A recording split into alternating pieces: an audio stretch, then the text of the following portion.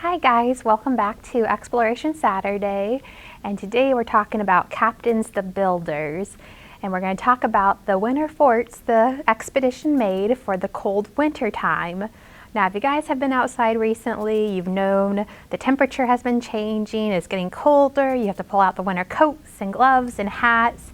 And just like today, as we bundle up in our homes, the captains also had to bundle up in their forts. Because remember, with the Corps of Discovery, there's about 40 men in the group, and the captains are responsible for these men. Now, during the expedition, they actually had 3 different winter forts throughout the expedition. At the very beginning, when they were near St. Louis in Illinois, they made a little fort, a little camp, Camp Dubois, to wait out the winter before they could start their expedition and set sail on the Missouri River. So Camp Dubois was right by St. Louis, so they had really good access to supplies like food. But this kind of fort, the Fort Camp Dubois, was meant as a training camp for all the soldiers. All the soldiers were just new to the expedition. They had just signed up. For some of the men, this was their first time to be part of a military group. So the captains took this time to train their soldiers, military discipline, how to responsibly use a firearm, hunting. And so it was a really good time to train the men, gather supplies, and then in the spring they set sail up the Missouri River. And they came right through our neighborhood here in Siouxland in August, so the weather was still nice. But by October, when they were up in South Dakota, North Dakota, they started to look around to find a good spot to make their next winter fort. And they chose, up in North Dakota, they chose to build Fort Mandan. And they named this fort after a local tribe, the Mandan tribe. And they chose that location up in North Dakota because it was close to the Mandan tribe, it was close to the Hidatsa tribe, so they could buy supplies from the native people. They could also talk with the native leaders about the area, collect information too. So their second winter was in North Dakota. That was a lot colder than it was down by St. Louis at Camp Dubois. The captains actually recorded their lowest temperature as negative 45 degrees. We don't know how accurate this was, but I'm guessing it was still pretty cold. And then after that second winter, they continue on the mission. They crossed the Rocky Mountains until they reached the Pacific Ocean. And again, they started looking around for what's the best location to build another winter fort. And they chose one, Fort Clatsop, which they named after the local tribe, the Clatsop tribe. And this one, as it was right by the ocean, it wasn't as cold as North Dakota, but it was extremely wet. This one was in present-day state of Oregon, and if you've ever been to Oregon or near the Pacific coast, it's very wet out there. It's a lot of rain. We have Sergeant Patrick Gass. In his journal, he wrote that there was only 12 days that there was no rain. And that's a lot of rain. So I do feel a little bad for the captains and the men. We know from the journals at Fort Clatsop, they had a hard time keeping their food preserved, because if you're preserving meat, it has to be dry.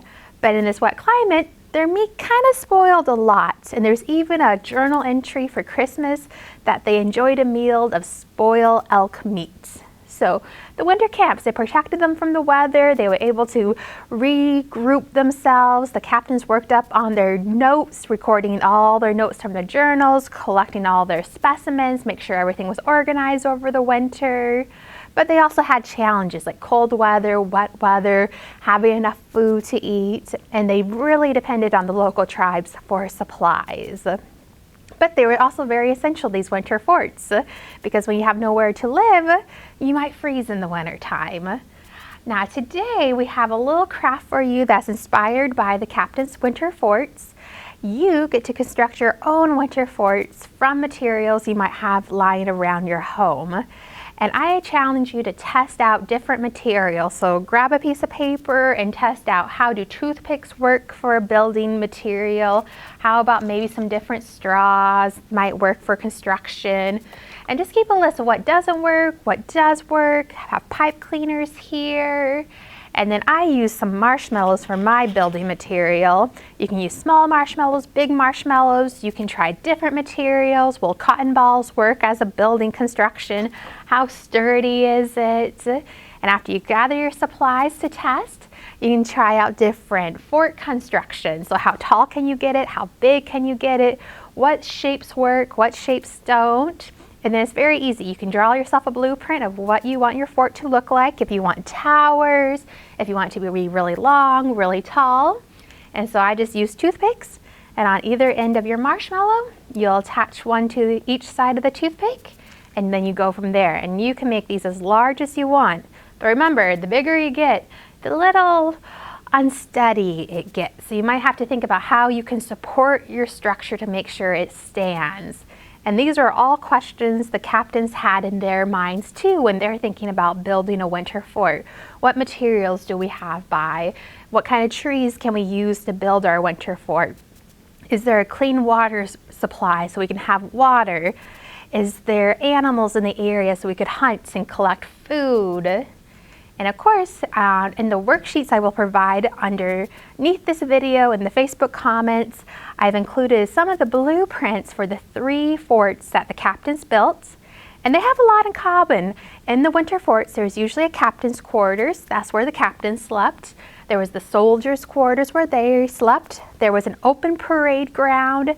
So that was kind of their training ground where they would train for different military activities, you know, run different guards, just kind of think of it like their playground so they can train, stay in shape. They had a guard room because at night there was always a guard outside the fort just paying attention for maybe any trouble. And then there was a storeroom as well where they would keep all their supplies and their foods and that meat. And then we do know in Fort Clatsop on the Oregon coast, the captains had Sacagawea with them and her family, her husband Toussaint Charbonneau and her baby Pomp, little John Baptiste. And so they had their own room at Fort Clatsop because the family needed their privacy. And we also know from the journals that there was a lot going on at these winter forts outside. We know at Camp Dubois down in Illinois, they were making sugar. I don't know if you guys have ever made homemade sugar from maple trees, but that's what the captains were doing. Back at Fort Mandan, they were hunting. They even had some dances and music with the local Mandan tribe. They would invite them over for a dance and music. And then over at Fort Clatsop, they actually made salt. So they are right by the Pacific Ocean. And basically what they would do, they would take these huge gallons of salt water, boil it down into salt. So they were collecting more supplies like salt for the return journey.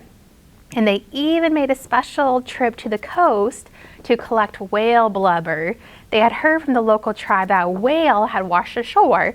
So they really wanted to see this. This is probably the first time many of them have ever seen a whale. So they made a trip out to the coast, they bought some whale blubber, and they brought it back to camp. So the winter times, they were a little bit slower, but it was a great time to brush up on their notes from the journey, you know, brush up on all the specimens they had collected so far, organize all of that, keep them in training, send them hunting, keep them healthy, keep them strong, and to make some side adventures like making sugar, salt, going to see a whale. So they were pretty busy in these winter forts. Now, after you're all done constructing your fort, testing what works, what doesn't work, you can always make a flag for your fort. Because I always think a winter fort needs a good flag, and you can name your fort whatever you want.